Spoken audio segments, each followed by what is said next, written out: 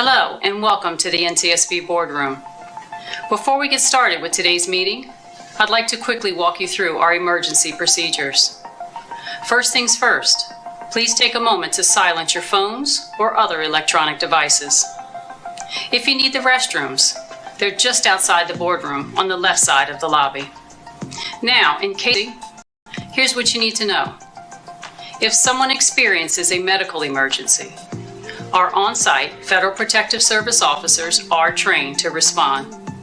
They'll call 911, perform CPR if needed, and use the automated external defibrillator device mounted in the lobby between the boardroom exit doors. They're also trained to provide first aid. There's a first aid kit at the security desk in the lobby. If we're asked to shelter in place, like during severe weather or a security incident, please stay seated and listen for instructions. Our security team will manage the situation and let us know when it's safe to leave. If the fire alarm sounds, please follow NTSB staff to the nearest exit. There are two main options. You can exit via the stairs next to the stage, or you can exit the same way you came in through the lobby. Please walk, don't run. Once outside, you'll be directed to an assembly area. Stay there until we're clear to come back inside. If there's a small fire, our security officers are trained to respond using one of the fire extinguishers. You'll find them in 3 locations: by the stairwells on either side of the stage at the front of the boardroom, mounted on the wall in the back of the boardroom, and near the security area in the lobby. For anyone who needs an accessible evacuation route, you can use the door to the left side of the lobby, which leads into the parking garage. From there, turn right and follow the walkway to the street level. NTSB staff will be available to assist anyone who needs help. And finally, safety is everyone's responsibility. If you see anything that seems off or concerning, please let a staff member or security officer know right away. Thank you for helping us maintain a safe and secure space.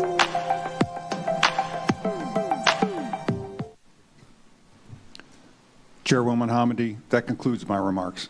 Thank you very much, Dr. Bauer, and thank you to Sherry for that video. For those who may not be familiar with the National Transportation Safety Board, we're an independent federal agency that's charged by Congress with investigating every civil aviation accident in the United States and significant events in other modes of transportation.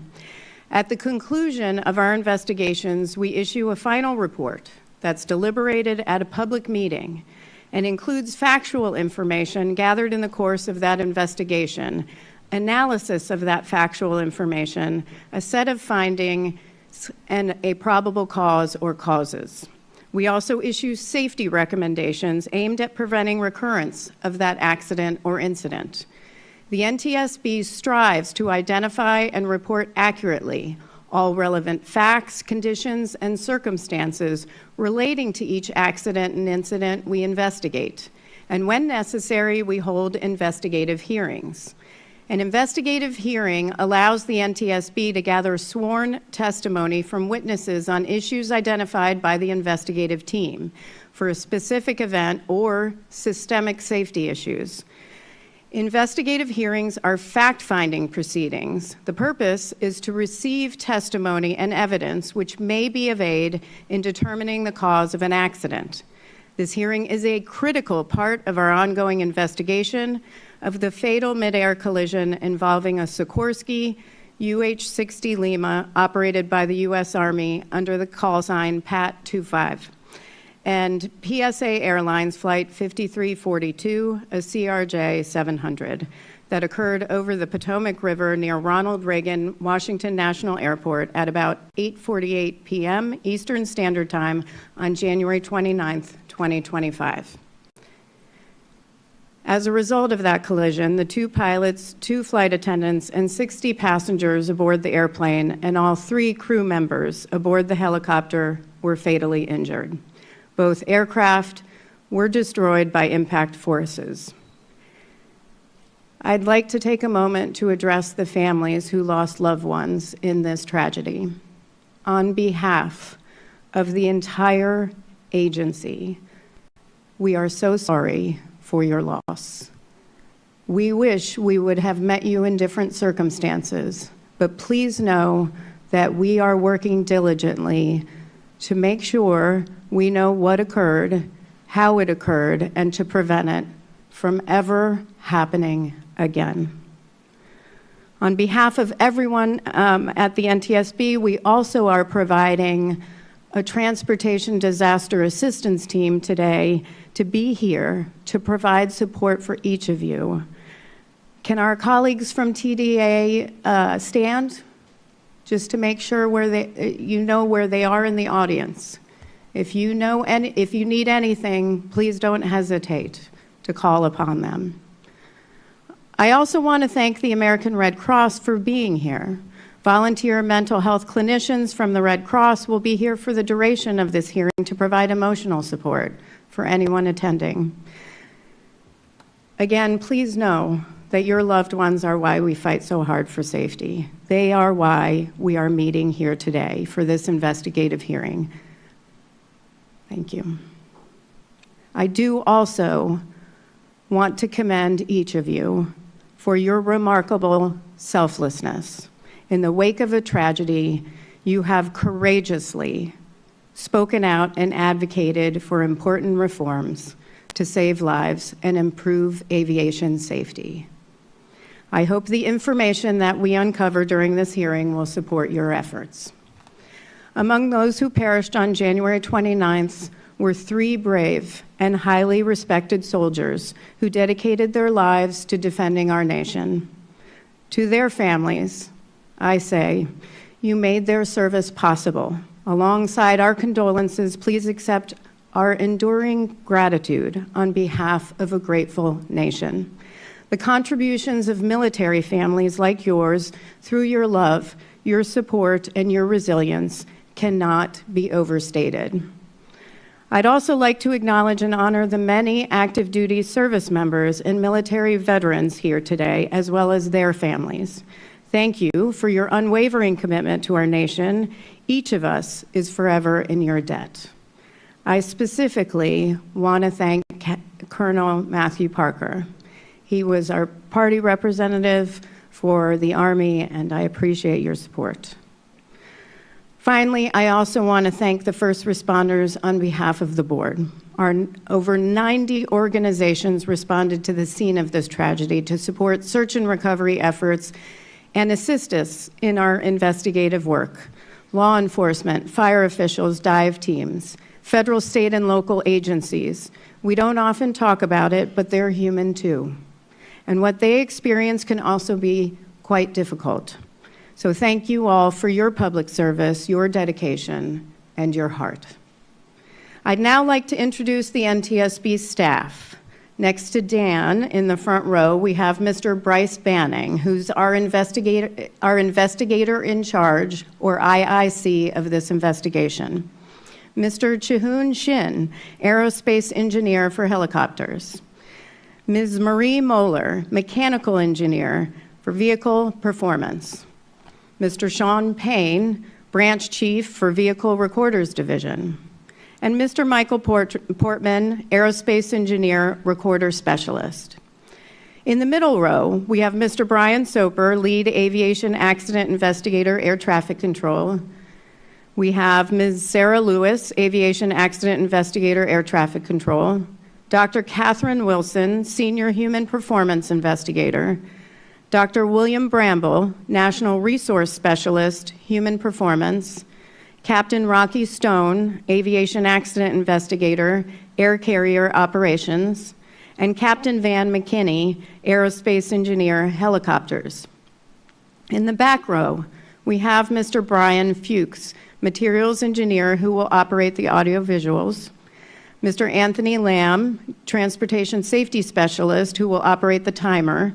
Dr. Jana Price, transportation safety specialist. Dr. Lauren Groff, chief data scientist. Mr. John Flynn, aerospace engineer, systems. and Mr. Tim LeBaron, Director, Office of Aviation Safety. And behind me is Mr. Daniel Baranovsky, who will provide legal support. Now let's turn to the parties of the hearing. Thank you for all your cooperation with our investigation to date. Federal regulations guide how we designate parties to an NTSB investigative hearing. They are those persons and organizations whose participation in the hearing is deemed necessary in the public interest and whose special knowledge will contribute to the development of pertinent evidence. The parties to this hearing have been designated in accordance with these regulations and selected for their technical expertise in their respective fields. As I call the name of each party, I ask the designated spokesperson to identify themselves and then introduce others at their table. Please push the microphone button to talk and then push it again when finished. We'll start with the Airline Pilots Association. Good morning, and thank you, Madam Chair. I'm Captain Daniel Mullen, for the ALPA Party Coordinator and Spokesperson. With me today, Chris Heck, Captain Matt Gorshey, Shay Bohm, Captain Mike Palazzolo, and Captain Russell Page. Thank you. All right, thank you very much. And continuing in alphabetical order, Federal Aviation Administration. Thank you, Madam Chairwoman. I'm Todd Gentry with the manager of the FAA's Accident Investigation and Prevention Division. With me is my lead investigator and party coordinator, Patrick Lush.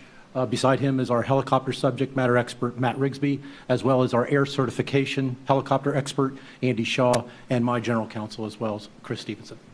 Great. National Air Traffic Controllers Association. Thank you, FAA. Good morning, Chairwoman. John Murdoch with the National Air Traffic Controllers Association, Safety Chair. To my right is Karina Marinas, ASI investigator, Natalie Moffett, NACA employee, Seth Myers, Air Safety Investigator, Cher Oxenberg, Voluntary Reporting Representative, and Sandy Fulmer, Eastern Service Safety Area Representative. Thank you so much. PSA Airlines. Good morning. My name is Darren Hall. I'm the Vice President of Safety and Security and Development for PSA. On behalf of the entire PSA and American Airlines family, we continue to mourn the lives of our passengers and team members lost in the tragic accident involving Flight 5342. With me here at the table, Captain Lucas Bowden, PSA's Director of Flight Operations. Next to him is Chris Saylor, PSA Airlines Director of Safety and Regulatory Compliance. Next to him is Captain Grant Clow, PSA's Assistant Director of Flight Operations and Technical. And finally, our legal counsel, Ben Allen. Thank you. Thank you very much. Sikorsky. Good morning, Chair Hamady. I'm Dave Blair, the Chief Pilot for Safety at Sikorsky Aircraft. And on behalf of Sikorsky Aircraft and all of Lockheed Martin, also want to express our sincere condolences to those affected by this tragedy. Behind me is Jill Browning, our Chief Air Safety Investigator. To my right is Paul Bowles, Counsel. And behind him is Kyle DeLong, our Director of Aviation Safety and Airworthiness for Sikorsky. Okay, and the U.S. Army. Thank you, Madam Chairwoman. First, I'd like to also provide my condolences to all the families of both aircraft involved in this accident as we get to the facts today. I'm joined here, I'm Brigadier General Matt Brayman. I'm the Director of Army Aviation. I'm joined here by my fellow colleagues, Colonel Matt Parker, who's the Army Party Coordinator, Colonel Kevin Easter, the Deputy Director of the Aviation Directorate, Colonel Noah Fontenez, our legal counsel. I've got Mr. Mike Osman, Technical Services from the Utility Helicopters Project Office, and Mr. Robert Braniff, also from the Utility Helicopters Project Office. Thank you so much, General Brayman. As a reminder, only the designated party spokesperson may question the witnesses on behalf of their respective organization. Parties are essential in helping us develop the facts around an investigation. We appreciate your valuable time and look forward to working with you further as the investigation proceeds. On behalf of the board, I'd like to thank the many witnesses testifying at this hearing in support of aviation safety. Witnesses will be questioned under oath. They will remain under oath until the conclusion of the hearing. We ask that all witnesses, and this is important, to be present for the entire hearing, all 3 days, unless you have coordinated in advance with the hearing officer, who will then coordinate with me. because you may be recalled later for further questioning on another panel. The witnesses have been selected based on their ability to provide the best available information on safety issues that are pertinent to this investigation. The witness list was reviewed by the parties to the hearing last week at the pre-hearing conference. In the interest of time, I'm not going to describe the witnesses' credentials. Instead, we have pre-qualified each witness by documenting their qualifications in writing. You may review each witness's biographical information in the public docket, which opened at 9 a.m. this morning. You can find that at ntsb.gov. I'd now like to provide a general overview of the hearing. You may wish to refer to the hearing agenda for more details. We obviously began at 9 a.m. today. We'll begin at 9 a.m. sharply on tomorrow and then the next day, and conclude around 7 p.m. today and 7 p.m. tomorrow. We expect Friday's proceedings to wrap up earlier, but please be prepared to stay the full day. We want all questions to be answered. I will not rush the technical panel, the parties to the investigation, or the Board of Inquiry. We'll break for lunch as needed throughout, so please remain flexible and we will take smaller breaks as well.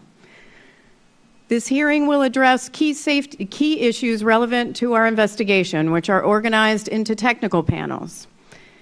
The topics for each panel were finalized at a pre-hearing conference with the technical panel, parties to the hearing, and the Board of Inquiry on July 17th. There will be 5 panels that are brought together over the period of 3 days. Today, panel 1 will run until about lunch.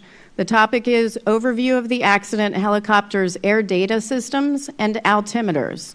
Following lunch, assuming we're done with panel 1, we'll move to panel 2, overview of the DCA Class B airspace and helicopter routes. That panel will run until about 7 p.m. Tomorrow, we'll begin with panel 3, training, guidance, and procedures applicable to DCA air traffic control, which will take us to the lunch break. Following that, assuming we're done with panel 3, we'll move on to panel 4, overview of collision avoidance technology, which will take us until about 7 p.m. The last panel of the hearing, panel 5, will take place on Friday, and that will cover safety data and safety management systems at various organizations. Again, please be prepared to stay that full day. We'll follow the same process for all panels. Dr. Bauer will introduce the topics to be addressed, as well as the technical panel members and witnesses. I'll swear in the witnesses, who will be questioned in the following order. First, by the NTSB technical panel. Next, by the parties to the hearing, and finally, by the Board of Inquiry. Parties will have designated time during each panel to question the witnesses. During party questions, I'll recognize each organization one by one, round-robin style. Each party will keep their questions to 5 minutes or less. We have a timer to help you stay on track. Given that there are 6 parties to the hearing, we should have time to accommodate 2 rounds of questions per party. That goes for all panels. I'll make all rulings on the admissibility of exhibits, appropriateness of questions, and pertinence of proffered testimony. If a party spokesperson objects to any question asked during the hearing or wishes to discuss the admissibility of an exhibit or the pertinence of proffered testimony, please raise your hand and wait to be recognized by me. A word about conduct. This is not an adversarial hearing. The board does not permit cross-examination of witnesses in the legal sense, nor do we permit questions related to fault, outside litigation, or legal liability in general. Such questions are not relevant to the fact-finding purposes of an investigative hearing conducted by the NTSB or our statutory mission. This does not mean difficult questions won't be asked. They will be, and they should be.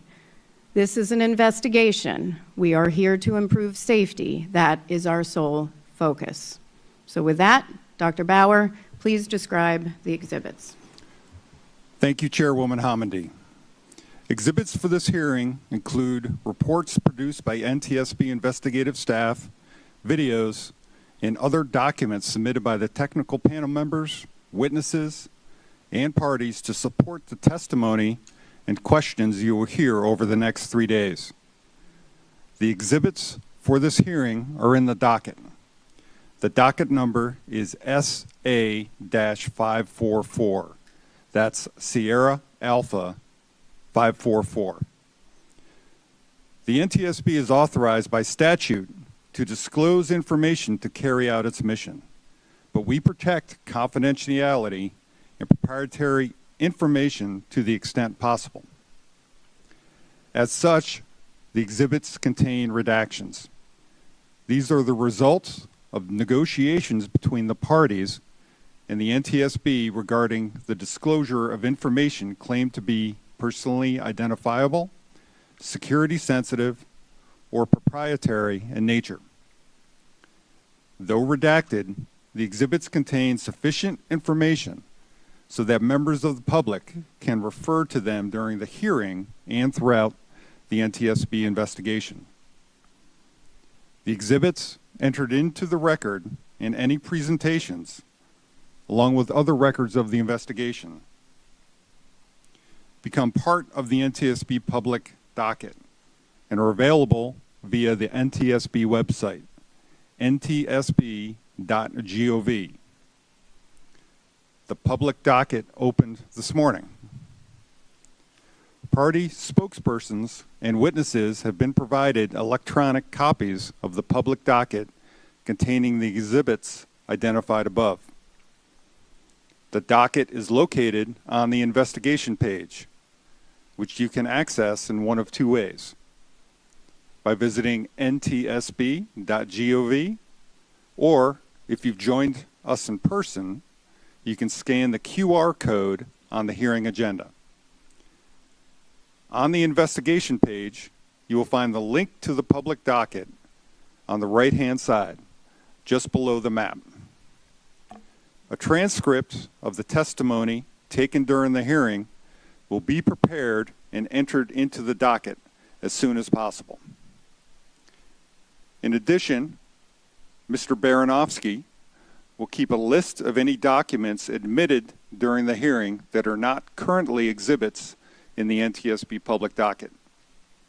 These documents will be submitted after the hearing and entered into the docket.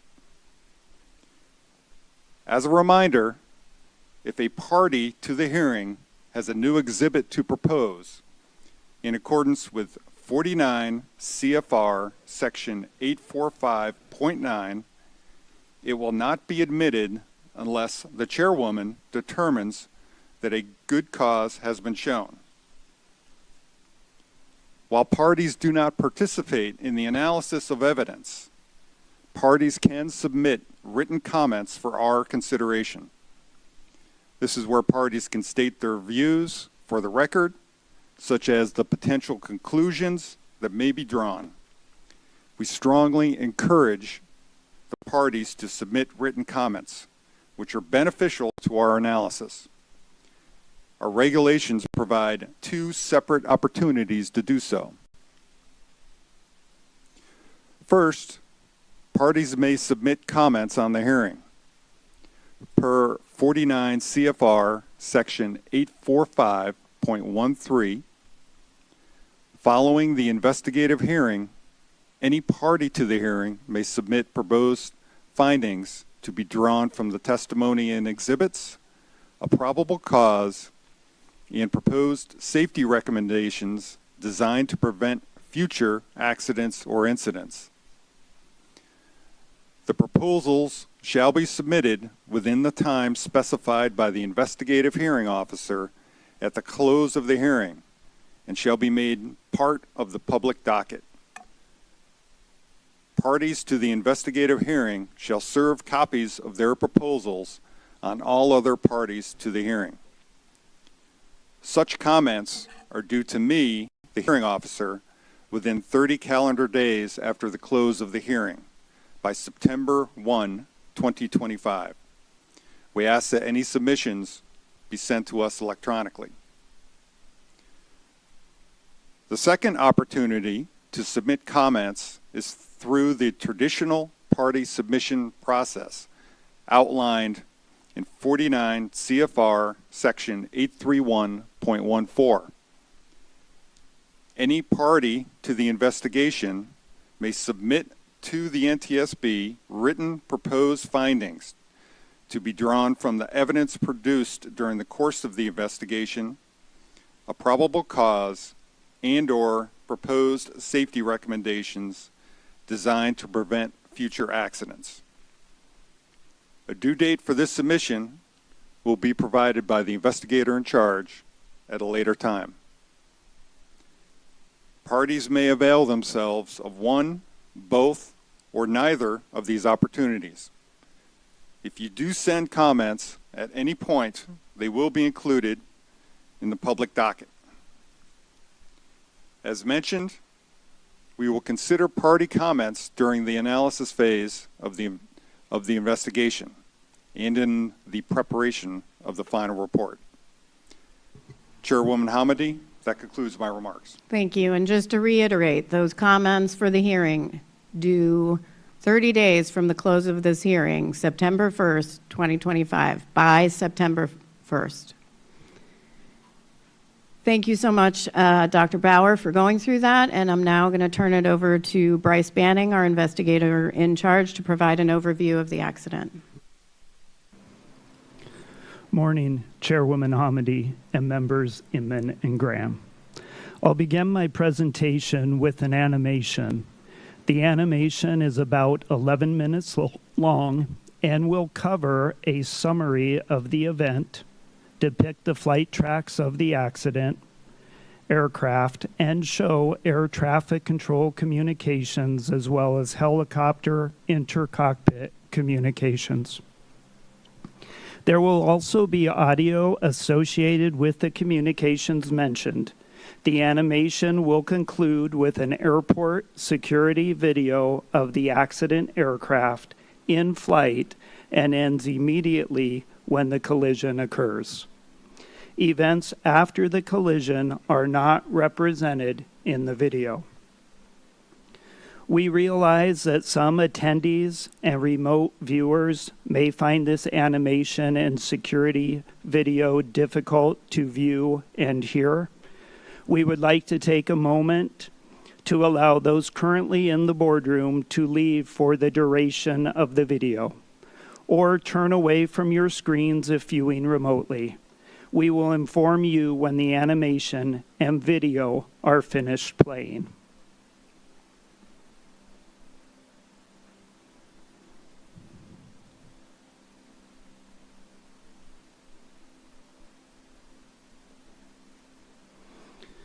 We will begin the animation now.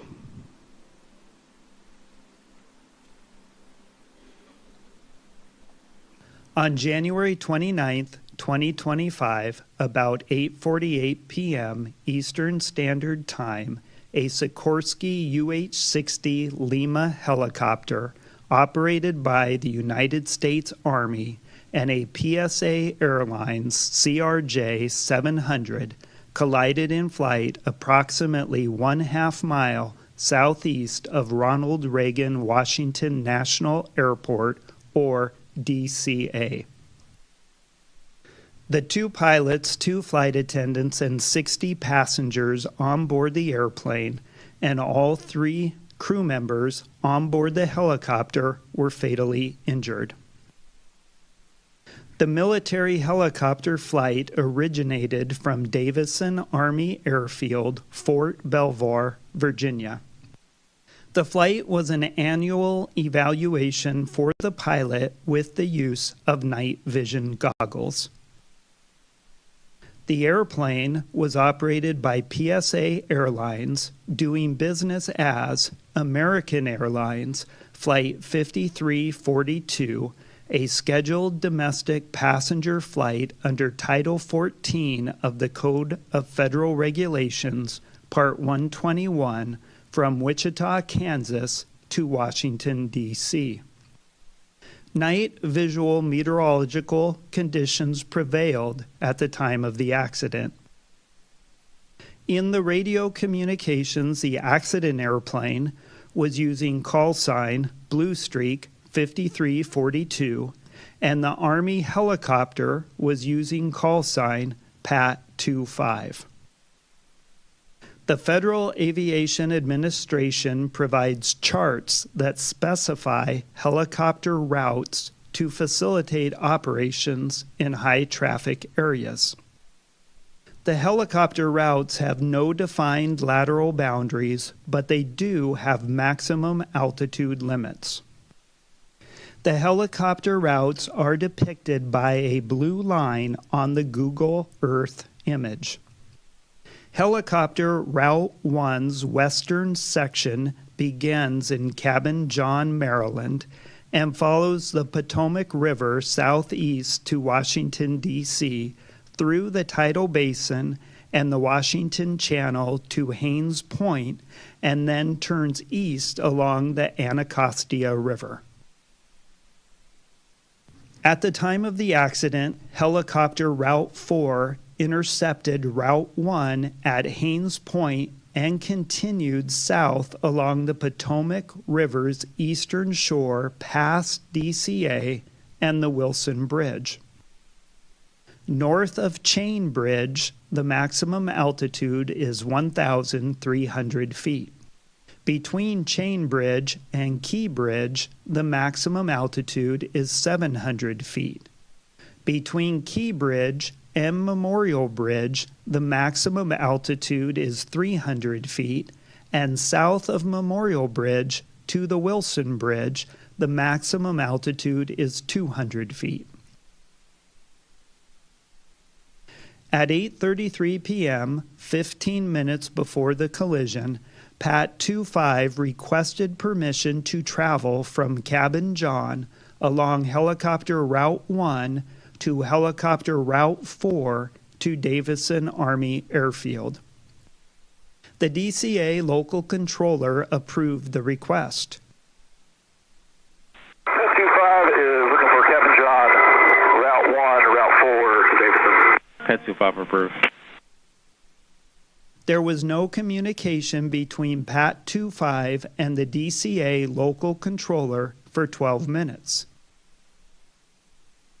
At 8:39 p.m., 9 minutes before the collision, Flight 5342 was cleared for the Mount Vernon Visual Runway 1 approach to DCA by Potomac Terminal Radar Approach Control. Select in-cockpit communications between the instructor and the pilot in Pat 25, primarily about altitude, will be shown on a black background in the animation. At 8:43 p.m., 5 minutes before the collision, Flight 5342 was handed off to the DCA Tower Local Controller.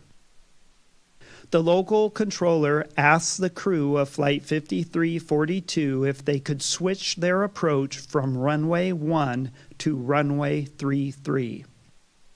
Blue Sheep 5342, Washington Tower 1 star 32017, gust 25. Can you take runway 33? The crew accepted the change and they were cleared to land on runway 33. This magnified satellite photograph shows the locations of runway 1 and runway 33 at DCA. Yeah, we can do 33 for Blue Sheep 5342. Blue Sheep 5342 at the Wilson Bridge, change to start for runway 33, runway 33.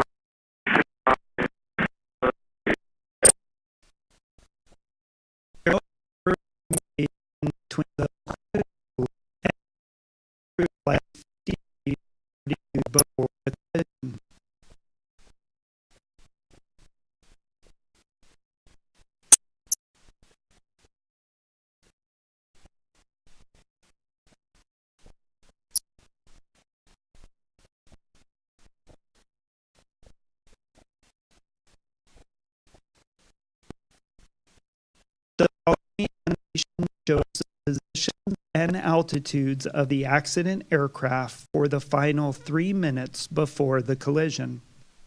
An altitude profile view of the two accident aircraft is also displayed. Audio of the air traffic control communications will be played during the animation. The local controller was operating on 2 channels. While all aircraft could hear the local controller, helicopter crews could only hear radio transmissions from other helicopters, and airplane crews could only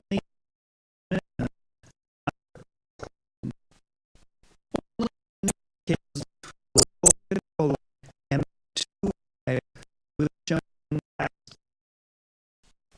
the control requires that crew to fly of complete active to both time crew inside and request separate the control the both ends.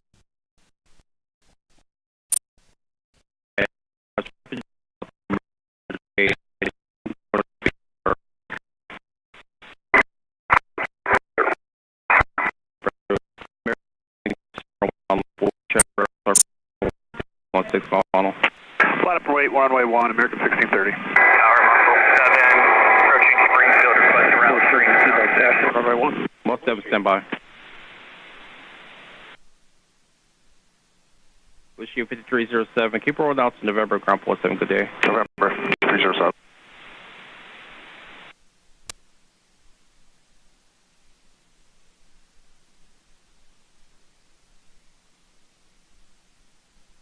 National Tower, good evening. Air Care 1 with you. Single medevac. American 1630, Windstar 32014, gust 25. Traffic 2 mile low base, runway 33. No delay, runway 1 clear for immediate takeoff. Number 1, clear for takeoff. American 1630. Muscle 7, 0 request. And muscle 7, request route 3 to zone 6. Most 7, you say route 3 to zone 6. Pay for muscle 7. Muscle 7 approved.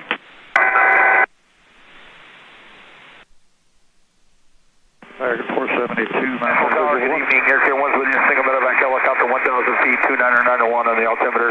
Requesting zone 6 for Fairfax. Medevac Air Care 1, Washington Tower, National Altimeter 29990. Approved to Washington class, Robert Space 4 Land Assured at Fairfax. 29990 for Air Care 1, copy. Pad 25, do you have CRJ in sight? Pad 25, pass behind is CRJ. This club has a aircraft in sight, President separation. Be separate.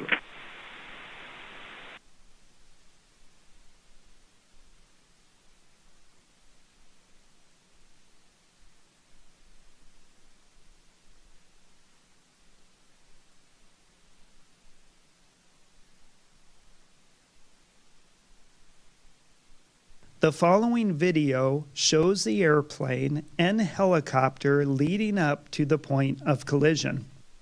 The video was recorded by a camera located near the approach end of runway 33 at DCA oriented to the south.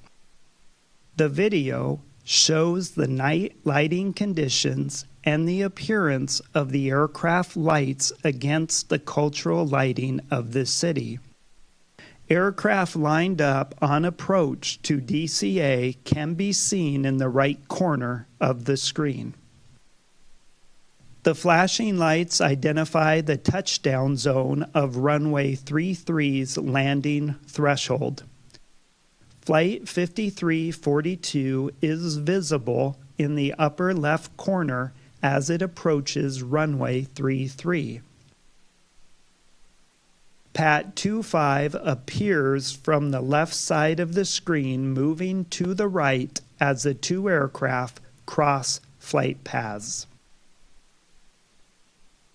This concludes the animation. Thank you, Mr. Banning. We're going to turn to the first panel. So Dr. Bauer, will you please provide an overview of the panel topics and introduce the technical panel and the witnesses?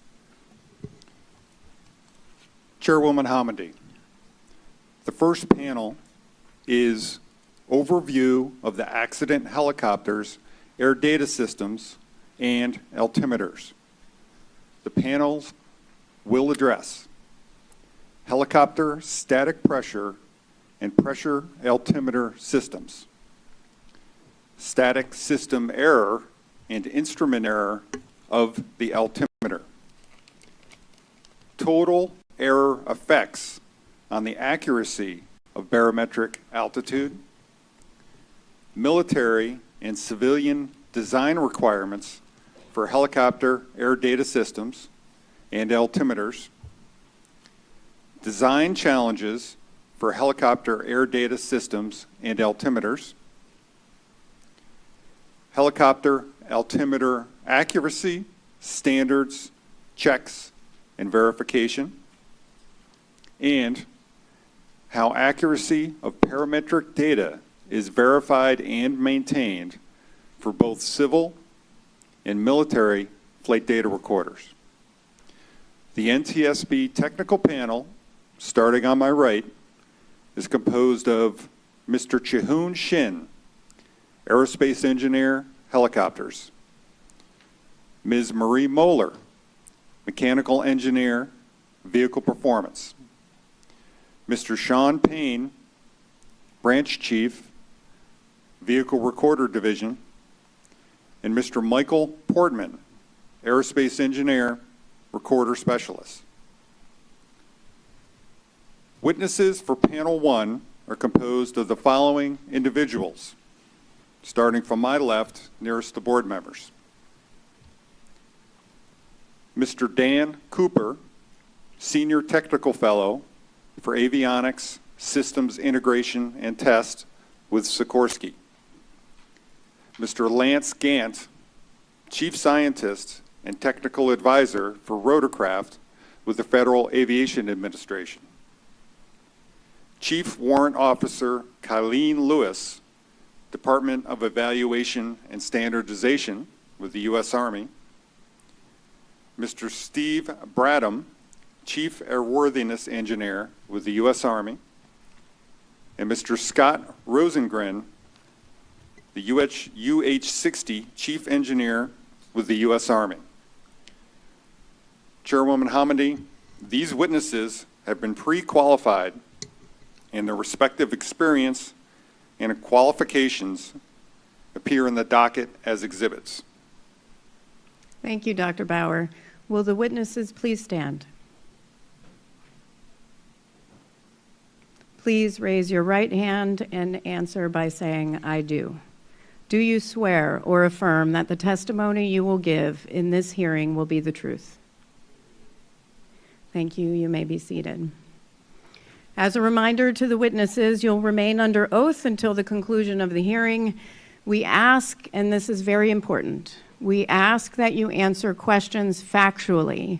Please avoid analysis or any speculation. If there's a question about the question, if it leads to speculation or you think it might, just direct the question to me and I'll make sure to clarify.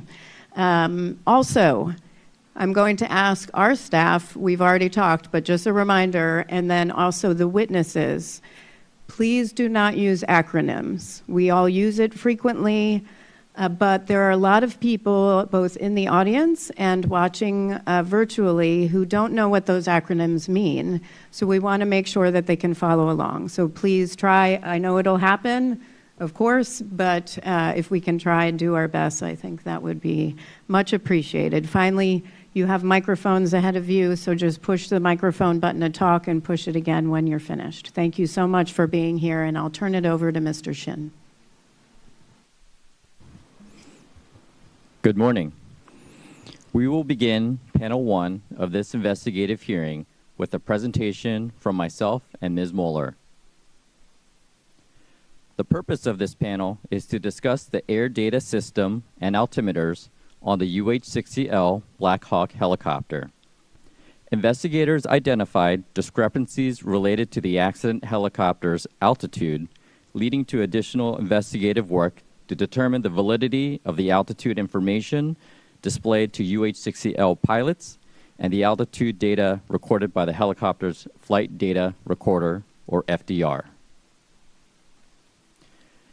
To begin, it's important to start with some definitions of altitude, which is an aircraft's height above some reference point.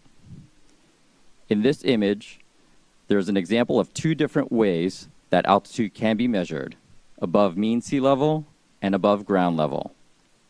We will discuss pressure altitude, which is then corrected to height above mean sea level, and radio altitude, which is measured by bouncing radio waves off a surface below the aircraft to determine its height above ground.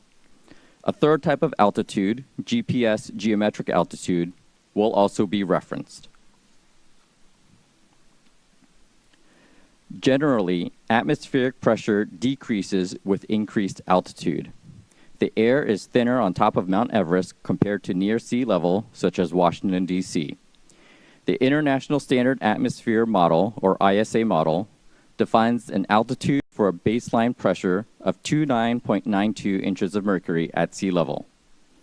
If you measure the static air pressure around an aircraft, it can be compared to the ISA model to determine how high the aircraft is. However, as you know from weather forecasts, atmospheric pressure can change, so a correction factor for local atmospheric conditions is needed to be applied to more accurately determine an aircraft's height above sea level. A barometric altimeter is essentially a barometer that measures static air pressure and displays an altitude in feet. The image on the right shows a UH-60L barometric altimeter. Local atmospheric conditions that necessitate a correction factor can be applied to the altimeter using a barometric adjustment knob. This local altimeter setting corrects the ambient pressure altitude to the helicopter's altitude above mean sea level. The barometric setting for the altimeter is shown on a 4-digit counter in the altimeter setting window, also known as the Colesman window. Local altimeter settings are broadcast on Automatic Terminal Information Service, or ATIS, and by Air Traffic Control, or ATC. Multiple cockpit instruments, including the barometric altimeter, measure static air pressure surrounding an aircraft as part of their function. Static ports supply static air pressure to these instruments via a series of tubes. Static ports can be located on the fuselage as shown in the yellow arrows in this image. Static ports can also be incorporated into a pitot tube, which is called a pitot-static probe. The UH-60L helicopter, as shown in the image on the right, has 2 pitot-static probes that are located on the left and right sides of the cockpit roof immediately aft of the cockpit doors. The UH-60L helicopter has 2 independent static systems, identified as Static 1 and Static 2. Each pitot-static probe has 1 port for its pitot system, 2 ports for its Static 1 system, and 2 ports for its Static 2 system. The right pilot's barometric altimeter uses static air pressure from the Static 1 system, while the left pilot's barometric altimeter uses static air pressure from the Static 2 system. The simplified diagram on the right shows how the Static 1 system supplies static air pressure to the right pilot's barometric altimeter. An air data transducer also uses static air pressure supplied by the Static 1 system. Outputs from the air data transducer are used by multiple helicopter systems. One of these systems is the remote data concentrator, which receives uncorrected pressure altitude data and supplies that data to the Integrated Vehicle Health Monitoring System, or IVHMS, which includes the Helicopter Flight Data Recorder, or FDR. Next, Ms. Moeller will discuss the pressure altitude data from the Black Hawk's FDR that was analyzed for this investigation. With that explanation of pressure altitude and barometric altimeters, I'm now going to discuss the altitudes recorded by the accident helicopter. This plot shows the FDR recorded pressure altitude in blue for a portion of the flight. The blue dotted line is the pressure altitude corrected for the local altimeter setting. The red line is what we determined to be the actual height above sea level of the helicopter based on radio altitude and terrain, which will be discussed further in the next slide. The Army crew was trained to fly the helicopter routes around DCA using the barometric altimeter. The triangles show 3 pilot altitude callouts recorded on the CVR during this portion of flight. Altitude callouts show altitude understanding by the crew. To explain how we determined the helicopter's actual height above sea level, I'm going to start by walking through the altitudes recorded by the accident airplane. The CRJ recorded 3 types of altitude measurements: pressure, radio, and geometric. As discussed at the beginning of the presentation, radio altitude is measured by bouncing radio waves off the terrain below an aircraft, and geometric altitude is determined by GPS satellite triangulation. These 3 types of altitude are shown in this plot as recorded. Like pressure altitude, radio and geometric altitudes must be corrected for local effects. When these 3 independently measured altitudes were corrected for local conditions, they showed good agreement by being within 10 to 20 feet of each other, confirming they were reliable measurements of the airplane's height above sea level. After some additional checks at known ground locations, the CRJ's altitude was considered well validated.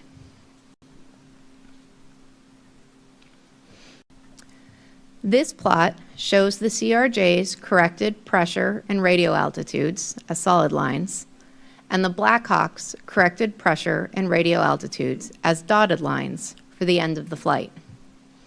The Blackhawk was not broadcasting to ADSB, so no geometric altitude was available for comparison. For the final 5 minutes of flight, the helicopter was flying over the tidal portion of the Potomac River, so the radio altitude would be equal to the height above sea level. Additionally, later testing of similar helicopters, which will be discussed next, showed good agreement between geometric and radio altitudes while over the river, adding an additional level of confidence to the radio altitude's accuracy. While the radio altitudes of the CRJ and the helicopter, which are shown as red lines, were within 10 feet at the approximate time of impact, the helicopter corrected pressure altitude was 100 feet lower than the CRJ's corrected pressure altitude.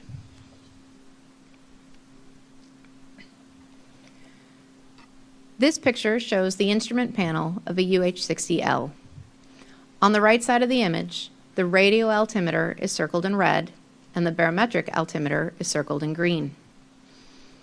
The discrepancies between the radio and pressure altitudes recorded on the accident flight data recorder and questions about what altitude was displayed to the crew based on their altitude callouts led to a series of altimeter tests. 3 UH-60L helicopters from the same battalion as the accident aircraft flew a formation flight where the right seat pilots wore cameras to record the instrument panel. After the flight, the data recorders for each helicopter were downloaded for comparison to the in-cockpit instrumentation videos. This led the lead helicopter was broadcasting to ADSB, so geometric altitude for that aircraft was also recorded. The altimeter testing found that on the ground, before the engines were started, the barometric altimeters of all 3 helicopters were within 20 to 45 feet of the field elevation, which would be considered within tolerance. Once the main rotor was producing enough lift to hover, the barometric altimeter readings dropped significantly and were lower than the helicopter's actual on-the-ground elevation or hover altitude. Notably, the barometric altimeters continued to be 80 to 130 feet lower than the helicopter's determined altitude above sea level when flying at speed over the tidal portion of the Potomac River later in the test. Additionally, the corrected pressure altitude recorded on the data recorders did not match the video captured barometric altimeter readings on the ground for any helicopter, but did show good agreement when flying over the Potomac for 2 of the helicopters. The results of the flight test led to on-ground tests of the pitot-static systems for each helicopter. For these checks, the pitot-static probes are connected to a test rig that simulates set altitudes by increasing or decreasing the pressure the probes see. The altimeters on 2 of the test helicopters performed well. On the 3rd helicopter, the altimeters still performed within or near the tolerance, but were less accurate. So, while the altimeters showed an 80 to 130 foot differences in flight, they were within 20 to 55 feet under a controlled test environment.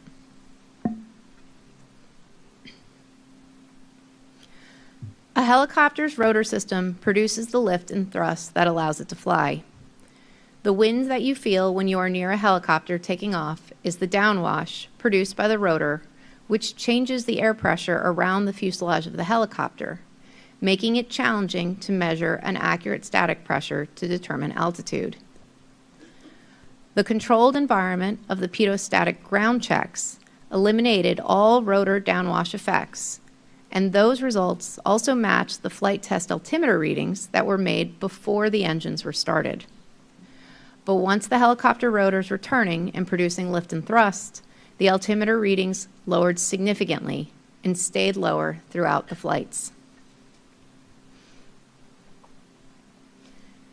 In summary, we found discrepancies between the FDR pressure altitude and determined height above sea level for the accident helicopter.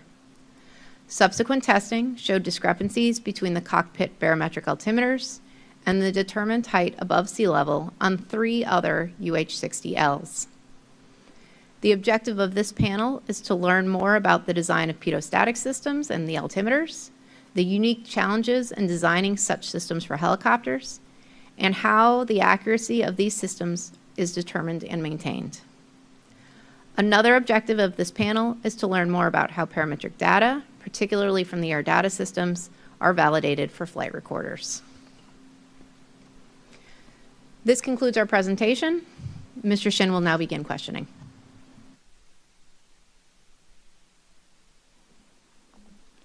For the witnesses for this panel, we'll ask our questions in 3 distinct topic areas: air data system design, pilot operational considerations with the barometric altimeter, and air data accuracy for flight recorders. So we'll start with air data system design. Mr. Cooper, can you please describe some of the engineering considerations on the placement of static ports on a helicopter? When placing the pitot and static ports on a helicopter, you must first consider the total set of customer requirements, and then consider the complex flow dynamics, as was shown in your presentation, that occur throughout the whole flight operational regime of the aircraft. And when you say customer requirements, can you expand on that, please? What that could entail? For example, they have where they're going to operate. So if they have to land in austere conditions, sand, grass fields, have to consider impacts to material entering the probes or damaging the probes. Must consider maintenance operations on the aircraft. If the probes are placed lower, there is risk, of course, to the maintainers bumping in injury as well as damaging the probes. And then another area that needs to be considered: what other sensors are populated on the aircraft? Those sensors have their own needs for placement to meet their performance requirements, and they can create disturbed airflow in themselves in different locations that, of course, would affect that probe location. And Mr. Cooper, how does the location of the static port affect the cockpit instrument readings during different regimes of helicopter flight, such as hover, cruise, sideways flight, backwards flight? It's a function of the static position error that exists in those different regimes of flight. So the helicopter has, of course, a wide operational movement, forward, rear, sideward, rearward flight, as well as side slip limits. The static port placement must be able to handle the whole regime, although accuracy is normally presented in forward flight. And Mr. Cooper, how are the aerodynamic effects of the cockpit instrument readings due to placement of the static ports identified during the design phase for the air data system? When this aircraft was originally designed in the late 70s, placement was done by experience and general practice. Military helicopters from Sikorsky at that time placed the probes over the cockpit and was generally found to meet the requirements. Of course, today, computational fluid dynamics could be used to analyze, but in the late 70s, that was an opportunity. So the placement is made, and then flight test is utilized to gather the data to identify the resulting error of that placement. And is there a design target for the amount of difference between indicated altitude and the actual altitude for the helicopter when designing a system? Can you clarify, please? So for the difference between what's indicated in the cockpit instrument to where the helicopter is actually at for altitude, is there a target during the design phase that you try to achieve for the placement of the ports for certain airspeeds? For the UH-60, it would be based on any government requirements. And what about for commercial helicopters that Sikorsky has designed? Again, it depends on the category it's being certified. FAR 291325, provides guidance for static position error, as well as it provides wording that you must use a certified altimeter. Okay.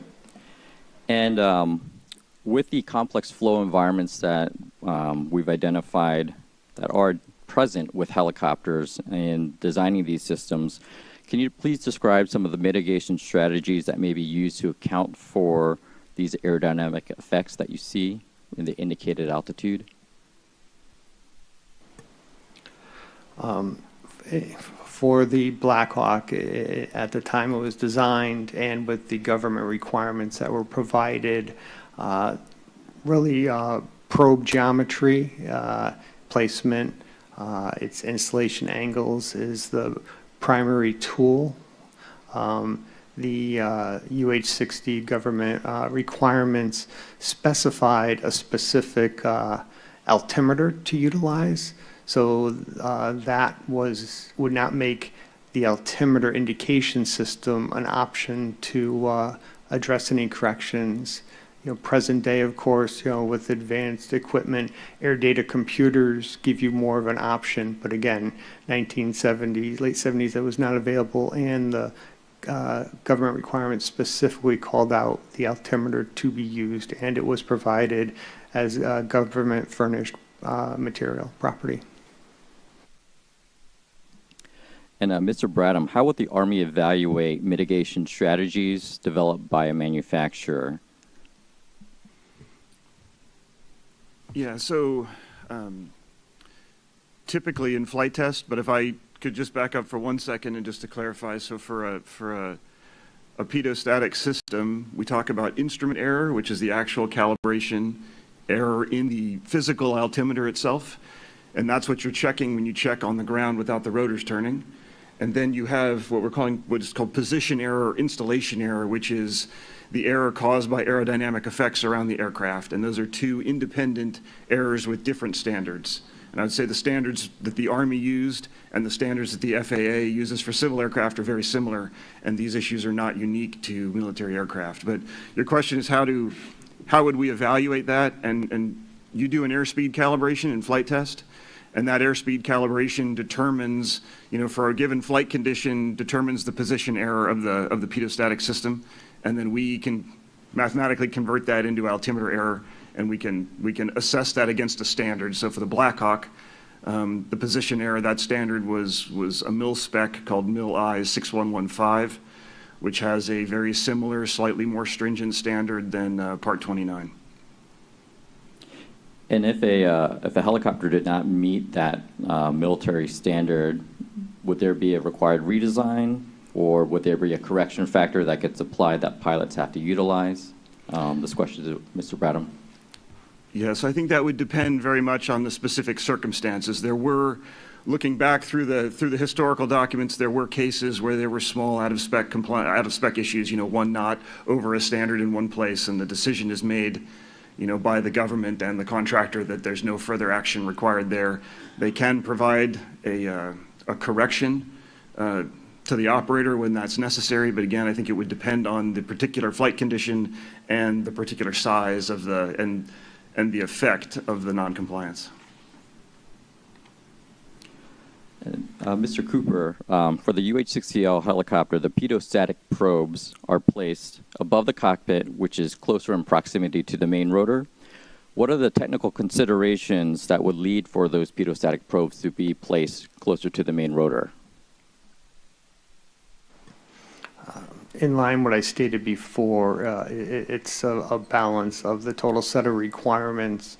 So again, for a military utility helicopter operating in the landing conditions it does, placement of the probes lower, as I said, could expose it to ingress of material, danger to maintainers, damage during ground operations. So that would tend to give guidance, provide an alternative by putting it above the cockpit, as was done on other military models, Sikorsky and others produced at that time. And Mr. Gant, can you describe how the FAA approaches certification of static systems and barometric altimeters on civil helicopters? Yeah, so as mentioned previously, for altimeters in civil transport category helicopters, that is regulated by Federal Aviation Regulation 29.1325 for altimeters. And the expectation is that the applicant for certification would comply with all the requirements within that paragraph, including the position error requirements that are in there. There are allowable tolerances. And from the FAA's perspective, would there be a concern with the placement of the pitot-static probes as seen on the Black Hawk? I don't have any opinion on that. I think there's different ways to design, just as you've shown in your presentation. Maybe typical today is more on static port locations on the fuselage, but there have been many instances where static ports are also co-located with the pitot system. So again, it comes down with compliance to the requirements and not necessarily the aspects of whether that's incorporated one way or the other. And Mr. Cooper, aside from customer requirements, what would be other technical considerations to select a pitot-static probe versus a pitot probe with a separate static port that's on the fuselage? Again, I sorry to come back to it, but it is the total set of requirements. In that picture you showed for the fuselage placement, that was a Naval Hawk aircraft, a Sikorsky produced Naval Hawk aircraft, but it does not have a requirement for a sliding cabin, or also known as the gunner's window. So that area would be covered when the gunner's window is in the open position, as it can be in flight. So that would take that location, that example you've shown. It comes down to available real estate, the dynamic conditions in that area. in your discussions with me earlier, you mentioned tail ports, static ports, but again, there's equipment on the Black Hawk that would impact that operation. So it's considering all the requirements that the helicopter must meet, what's fitted to achieve that, and what available area on the fuselage can be utilized, and then with that, understanding the dynamic conditions that may be present on that fuselage if it's static, if it's suitable for a static port. And Mr. Bradham, aside from the static 1 and static 2 systems on the Black Hawk, are there alternate static sources? No, not on the Black Hawk. The S1 and S2 are redundant, and each static system, as you mentioned in your presentation, pulls from each side's pitot tube. So S1's fed from both right and left, and S2's fed from both right and left. Okay. Can you please, Mr. Cooper, this question's for you. Can you please describe the types of errors that can add up to ultimately affect the indicated altitude on the barometric altimeter? As was stated by the other gentleman, there's two prime areas. One of them has several contributions, but there's the static source error, and then there is the instrument error. The instrument error for this altimeter has several factors that builds up to its estimated error. Instrument error, consider a tolerance. There's a plus and minus. So when you come up with that error, there could be in the plus direction or the minus. Static source error, which is identified, the resulting is identified during flight test. It's usually a number as a function of airspeed, and it is not constant, but I would not call it a tolerance. There's not a plus or minus. There is a number that's identified during flight test as a function of airspeed. Mr. Bradham, from the airworthiness perspective, how are the stack up of these errors managed by the Army? So for the from an airworthiness perspective, right, we have standards for each of the individual errors as they occur. So instrument error, so for the altimeter itself was handled for the Black Hawk by mil spec. It was a mil spec. It was 81852 and 81851, and that lays out a number of individual tests under specific conditions for a number of specific errors. So for example, inside the altimeter, there's two separate calibration tests, one for the Colesman window gearing and one for the expanding aneroid capsules. And there's different standards for those, and those are independent errors. So we don't have a standard to roll all that together. We do it by each individual error that occurs to make sure it meets tolerance. And I believe that's how it's done, not just in the Army. But then you have position error, and as I said, that's a mil spec 6115 alpha, which has a standard for that. So and then yeah, so that's how we manage it. Each one of the errors has its own tolerance defined, and there's corresponding civil standards. The FAA has a TSO, a technical standard order, that defines altimeter instrument error, and FAR Part 29 talks about altimeter position error, same as the mil specs used to. Mr. Cooper, can you tell me about other designs for barometric altimeters? In this case, the accident helicopter's barometric altimeters uses aneroid wafers or capsules, as Mr. Bradham mentioned. Can you tell me more about other designs that ultimately allow for higher precision and accuracy for barometric altitude or pressure altitude? So first, the time period, that was a common design.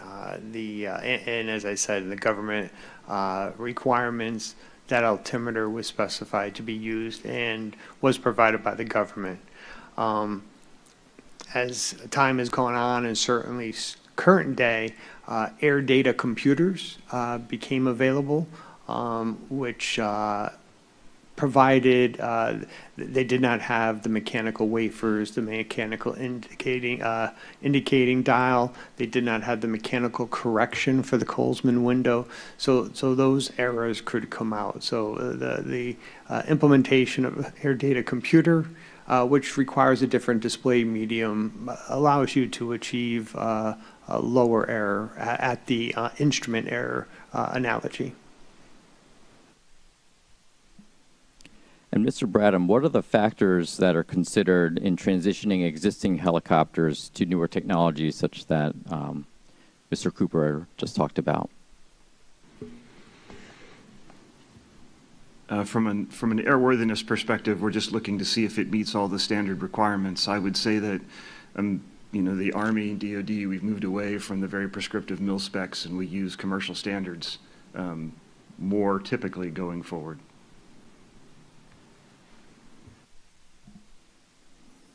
And Mr. Gant, from the civil helicopter side, at what point do the design requirements warrant transition to newer technologies that we're talking about here with air data computers?